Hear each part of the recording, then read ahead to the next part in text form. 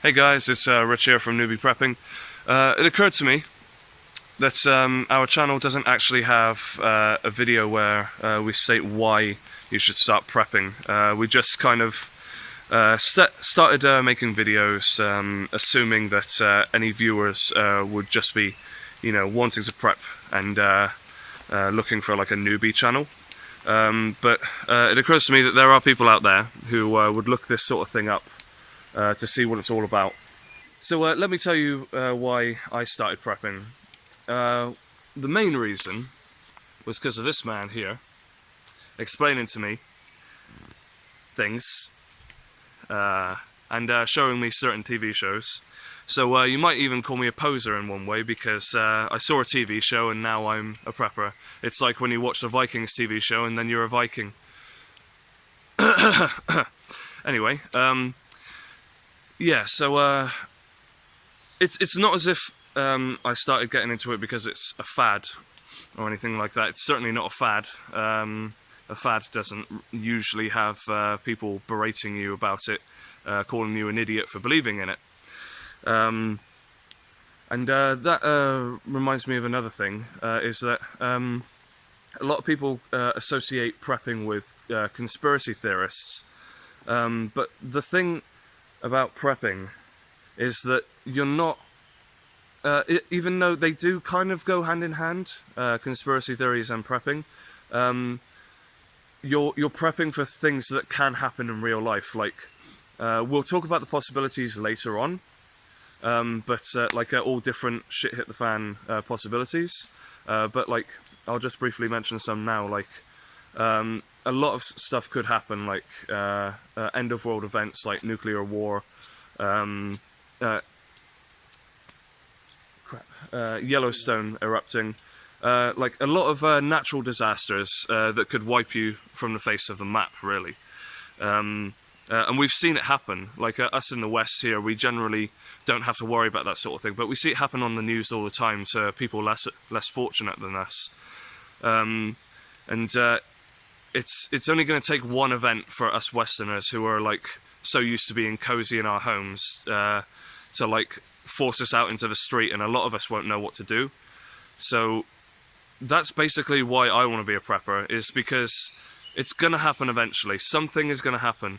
One of the possibilities that we're going to talk about later on is going to happen. And what is the harm in preparing yourself for that? And learning survival skills, just as it is fun anyway. Like, I've wanted to learn survival skills coming out into the forest like this for ages, and prepping is giving me a practical excuse to A, better myself, and B, have fun. So that's why I started prepping. I'm going to come over and sit next to Mark here, and we're going to ask him why he started prepping. Why did I start prepping? Wow. That's the big question.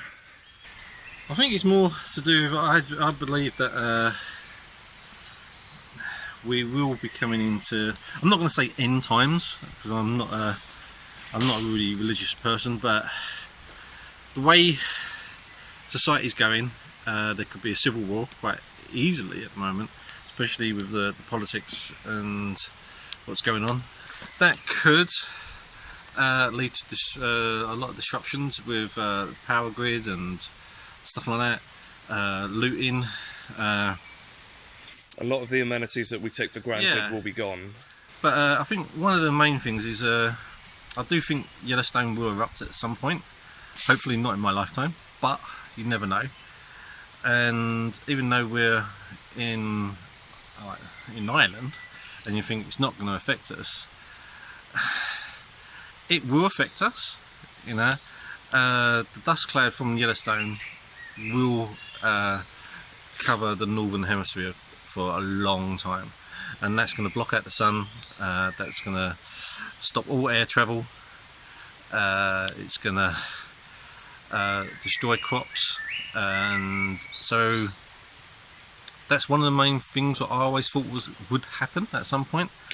But and this is going back to years, I thought that was going to happen at some point. So I thought I better start getting ready for that and start having a plan of what I would do. So and as I've moved around England and now over in Northern Ireland, the plan does change, but the end goal will still be the same. But the way the governments are at the moment, it does look like there could be a civil war or a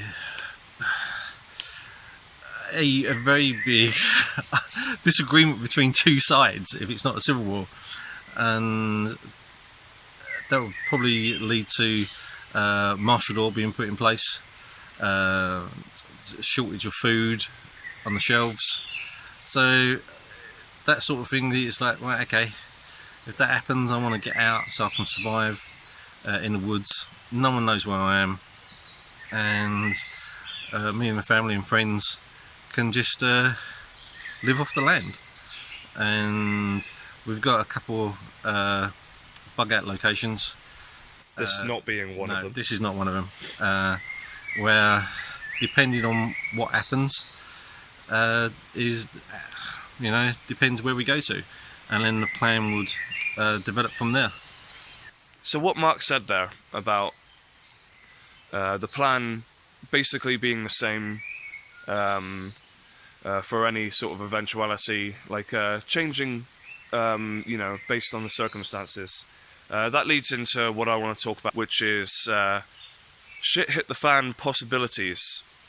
Now, anyone who's watched Doomsday Preppers or any sort of prepping video will probably know most of these, and to be honest, you might know most of them anyway, just without having done any research, because some of it is quite obvious, and yet, I say it's quite obvious, and yet people are just going about their daily lives just thinking, just putting it to the back of their mind, just totally forgetting about it, But anyway, so these possibilities, it's important to say that every single one of these possibilities will end up with civil unrest. That's the bottom line for every possibility we have of shit hitting the fan, is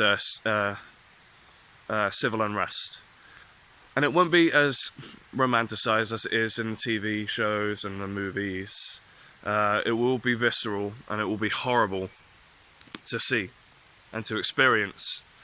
And some of you who might be watching this might even end up being one of those people that does one of these, does something horrible in order to save their family.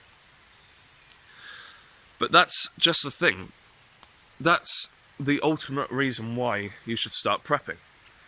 Because if you have the skills to go out there and survive, after shit has hit the fan, you will be able to survive off-grid, or maybe even bugging in, depending on where you live. You'll be able to survive without having to lose a sense of morality, or becoming desperate enough to, I don't know, eat someone. That would never happen, right? I don't know. Would it? I don't ever want to be in a sort of position where I have to do something rotten. Of course, if someone, presents himself to me, then I'll defend myself in any way that I can. I'm not going to say I'm ex-military or anything like that. That's perfectly obvious by now. But in a battle of survival, you've got to be the one who wins. Most preppers kind of just want to be left alone to their own communities, and maybe do some trading now and again with other communities. And I would like to think that maybe preppers would have more of a level head, and thus wouldn't resort to doing anything too bad, but I don't know. So that's why all of these reasons, all of the stated above, are why I think you, whoever's watching this, should start prepping. To make sure that you survive, to make sure that your family survives, and to make sure that you don't have to become desperate enough to have to do something that you'll regret and lose your humanity. So with that said, let's talk about the possibilities, the shit hit the fan possibilities. Let's start with worst case scenarios. So Mark, what have you got for us? Worst case scenario is an asteroid hitting the Earth. Pretty much extinction level events. Yeah, so if it's an extinction level event, then not many of us, if any, are going to survive. Suppose if you're part of the government and you've got the bunkers, you probably would survive, maybe, who knows. But that would be what I would say the worst case scenario. Extinction level asteroid coming in. Yeah, pretty much the same with nuclear war. Like That if would be there's like the next one up. yeah, Nuclear war. Obviously, if you happen to survive, then you've got to deal with the continuous radiation afterwards. Now, if there's a blast, what happens? You could survive the initial blast, depending on wind direction and where the blast is exploded. If it's an airburst, land impact. So there's different ones, but half the time we're not going to know what type of blast it's going to be until it happens. haven't you found maps online as well, saying what with like most likely locations that would get bombed with nuclear weapons? The most obvious targets, obviously, every capital of every city. So you've got every capital, the next largest city. Now you've got to think of each region. So if we take Britain, the 4 targets would be London, Edinburgh, Swansea, and Belfast. They're will be the targets because they're they have government buildings there. Then it would be like the secondary cities. So you'd have Glasgow, Manchester, Bristol, any Birmingham, yeah, Derry, London, Derry, Antrim, maybe that's big enough. Maybe. So any military base would be a target. So Portsmouth would be a military base. So if you live near a military base, not a good spot because that would be a target. And so it just goes down from there. So now you've got to think of how many nukes would the enemy chuck at you. They would chuck everything. Now, everything what they got. It's just like we would chuck everything we got to them. And then you've got to go for the anti-nuclear devices would be there. So how many of their nukes would actually be destroyed. So some cities may survive, but I'm sure a target like London would have, it wouldn't just be one nuclear bomb target for there. They would have like a barrage of missiles pointed at London, so they would hope one of them would get through. It's not a good one. No, it's not. So those are the ones where you can basically just kiss your ass goodbye, because unless you've got a bunker, as Mark said, then basically there's no point even trying to run. But that's not why we prep. Let's talk about the ones that we have a bit more chance of surviving. What would you say is like the next one down from like a mass extinction event? Yellowstone? Yellowstone, yes, that's one of my favourite ones. Obviously, if that erupts, as I said earlier, the northern hemisphere will be covered in ash. This is an interesting one because, as Mark's put it before, sorry to interrupt you there. I just really like this one because what you'll see at first is it happening on the news, and everyone in the UK will be like, "Oh crap! Look what's happening in America. So glad that's not happening to us." But the ash cloud, the resultant ash cloud, will, as Mark says, cover the entire northern hemisphere, which will affect breathing. It will affect light sources, so you'll not see the sun again for a very long time. So no solar power. It would affect winds as well. I'm guessing as well, like the massive ash cloud. So no wind power. It's quite a devastating one, is Yellowstone. The actual ash itself will just clog up engines. So no cars? If the ash mixes with moisture, so if it gets into your lungs, it actually turns into like cement, and so you actually So you'll yeah, drown in cement effectively. thing, yeah, because it's obviously the ash is just like rock, just vaporized, you know. So the next one down from that would be like a pandemic. Now, for a pandemic, obviously, I wouldn't bug out first. I would obviously stay in and isolate me and my family from as many people as you can. Just quarantine yourselves, yeah. Quarantine yourself, stay in as long as you can, and defend your home. But have a plan so you can bug out somewhere, you know, and you can bug out safely. So it would be going at the middle of the night, so where there's no one around, and then going to places what you know is going to be fairly safe. Might seem a bit lighter, but it's because it's a new day. Anyway, continuing from what we were saying, as we said before, plans change depending on the situation. So we would be choosing where to go based on where the infection isn't. So staying away from major cities where there's a high volume of people, because those are like the likely areas where the infection would be. Unfortunately, that means that having a bug out location, just having one doesn't work. You want to have a few locations spread out across the country and where you live, just in case like a bug out location that you've got is in a quarantine zone or in like an infection zone or something like that. So yeah, you've got to be careful about that.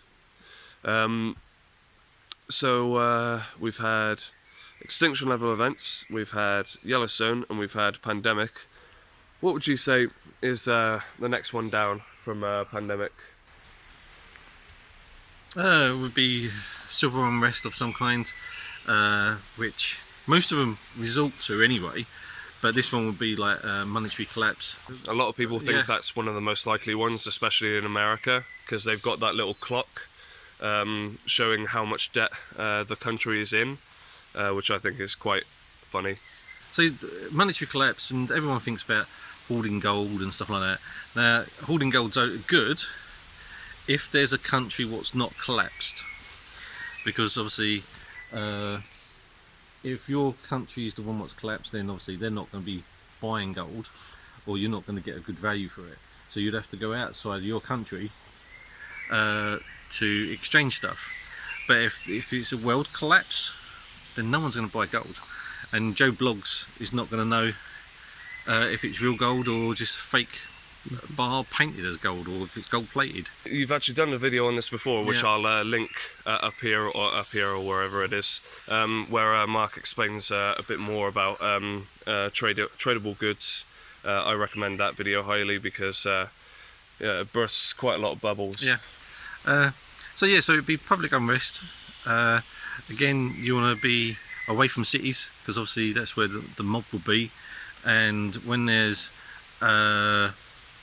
no money around, or there's lack of food in the shops, they will start raiding houses, and there will always be a mob going around raiding stuff, unfortunately. And so it's either you've got to defend against them, or you bug out and take all your stuff and go to somewhere where they're less likely to go. So if you go into a forest, they've got to know where you are, and you're going to hear people coming, because most people are noisy sods. You know, they're not going to be tiptoeing around. You would hear people coming, and if you've got if you have got pets or a dog, you know, they're going to know way before they get close that you're going to know they're there before they get close enough. So it's a matter of just surviving while the mob rampages the cities, and then obviously there'll be mass deaths and stuff like that. Yeah, so even like with all the deaths that happen from civil unrest, that could also cause like a pandemic by itself from all of the bodies. Yeah, exactly. So That's why I kind of disagree with bugging in. Like, there are some people out there with like a lot of skills, and they thoroughly believe that like bugging in is the best thing for them to do. But I thoroughly believe that once you are found, because as good as you may think you are, and as good as you may actually be, eventually you are going to get found, and someone is going to slip through the cracks, see your place, and then go and report back to their group, and they'll bring the army, like their little army, not the army, Their mob. but their mob, exactly. So like, you could say like, oh well, I've got like 100 guns. I'm speaking more about Americans here. I got like 100 guns, loads of ammo, loads of all this, loads of that. Yeah, other people are going to want that too. And think of World War Z.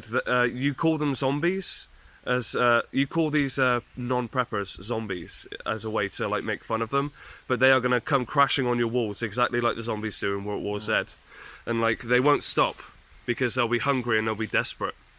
So that's why I think bugging out is better in a civil unrest situation, because even if it gets bad and you get spotted, it doesn't take much to pack up and move to a different area, especially if you've got like multiple areas. And you can set up traps, snares to snare people, and if there's like a general footpath into your area where there's a track, you can actually make it so that track is got like a little deadfall, so their ankle can go through like a pit, and then you can put spikes there. Obviously you know it's there, so you know not to use that path, you know. So most people would always follow paths because they know it's safer, there would be less noise. That's it. So that's where you would put the trap, along the path. You cover it over with the same soil, what's down. As soon as they put any pressure on it, the foot goes through the trap, and you can put spikes in there, some nails. You're going to hear it. You're going to hear them cry out because either they've broken their ankle or they've got a spike or a nail embedded in their foot. Exactly. You know?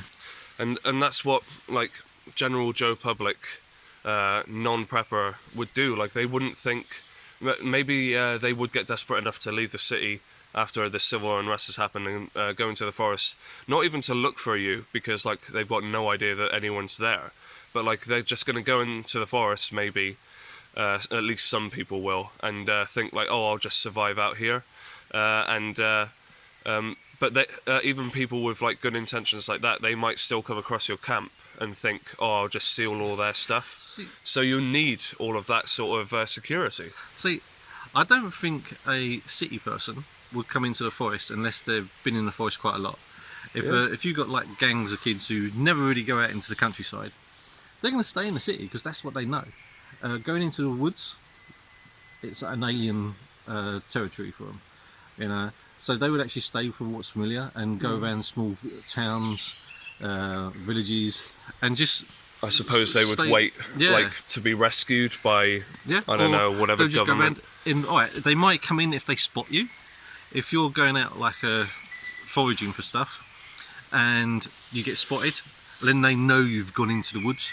They probably would come in. Yeah, like you know. They'll probably see me and Mark with our like bug out bags on there, and they'll probably think like, oh, obviously they know what they're doing. Let's follow them. They might have more stuff wherever they're going. So, but that would be on us. We would have to just be careful. Yeah, you plan. Yeah, exactly. And planning is the most important thing, in case we didn't stress that already. So in terms of possibilities, we've got civil unrest like that. Is there anything really below that? Just like civil unrest caused by like martial law, or martial law kicks in when the government wants to try and reassert some kind of law and order. Yeah.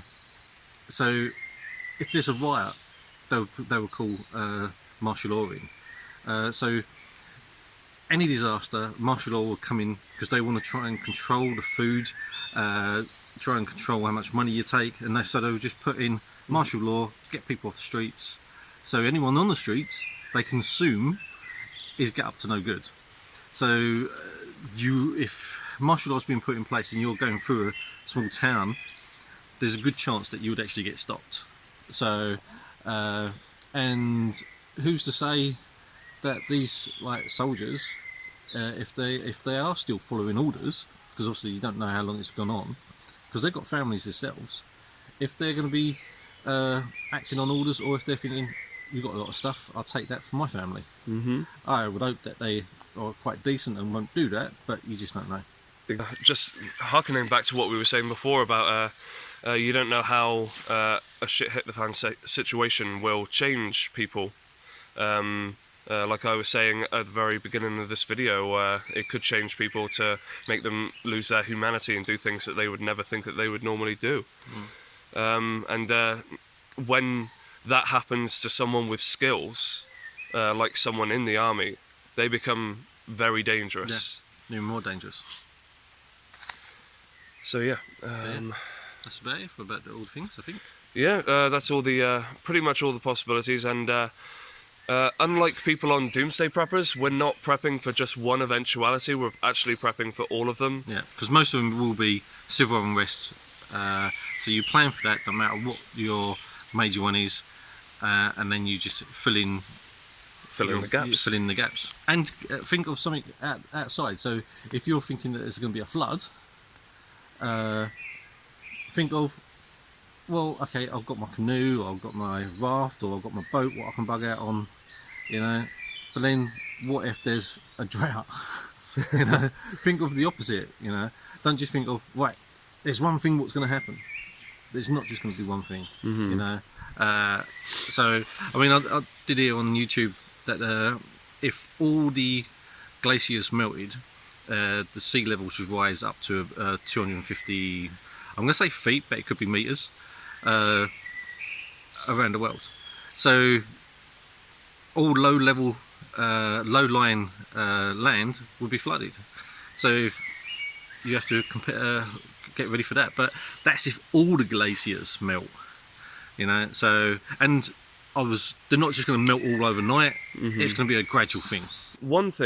Last thing that I want to say in this video is a lot of people employ what I call surface level thinking, where they've even if they have thought about surviving in times of need, they think, for example, oh, I'll just go to Asda because there's a lot of food there, and I'll just barricade the door, and I'll get them. There's knives in Asda too, so I'll have weapons.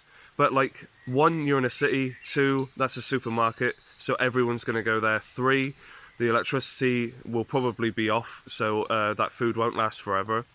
Sure, you'll have quite an abundance of canned food and all that, but still, it won't last forever. It's not a permanent location. So you have to stop thinking on the surface and dive deeper into the issues that could and probably would come up.